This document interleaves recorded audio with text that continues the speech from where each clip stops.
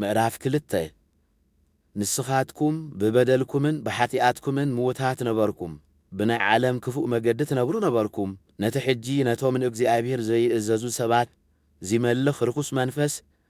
ሓለቓ ገዛእቲ ኣየር ትእዘዙ ነበርኩም ቀደም ንሕና እውን ኩልና ከምኦም ትምኒት ስጋና እናፈጸምና ከም ድሌትናን ሓሳብናን ንነብር ነበርና ብባህሪና ከምቶም ካልኦት ቁጣዓ ኣምላኽ ዝግባአና ነበርና ግናኸ እቲ ብምሕረት ሃርታም ዝኾነ ኣምላኽ ምእንትታ በኣኣ ገይሩ ዘፍቀረና ዓባይ ፍቕሩ ንኣና ብበደልና ምውታት እኳ እንተነበርና ምስ ክርስቶስ ሕያዋን ገበረና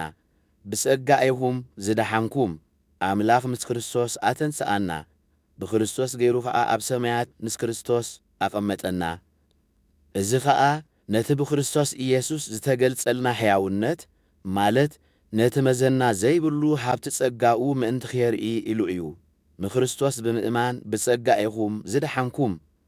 እዚ ከዓ ውህበት ኣምላኽ እዩ እምበር ካባኻትኩም ኣይኮነን ሓደ እኳ ኸይምካሕሲ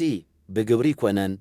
ከመይ ንሕና ነቲ ኣምላኽ ኣቐዲሙ ዘዳለወልና ሰናይ ተግባራት እናፈጸምና ምእንቲ ክንነብር ብክርስቶስ ኢየሱስ ዝፈጠረና ትጡራት ኣምላኽ ኢና እምበኣር ንስኻትኩም እቶም ቀደም ብትውልድኹም ኣሕዛብ ዝነበርኩም እቶም ግዙራት በታ ኣብ ስጋ እትግበር ግዝረት ብምምካሕ ዘይግዙራት ኢሎም ይጽውዑኹም ከም ዝነበሩ ዘክሩ በቲ ዘመን እቲ ካብ ክርስቶስ ዝረሓቕኩም ካብ ሕብረት እስራኤል ፍሉያት ነታ ኺዳን ተስፋ ኣጋይሽ ኣብዛ ዓለም እዚኣ ከዓ ብዘይ ኣምላኽ ተስፋ ዘይብሎም ከም ዝነበርኩም ዘክሩ ሕጂ ግና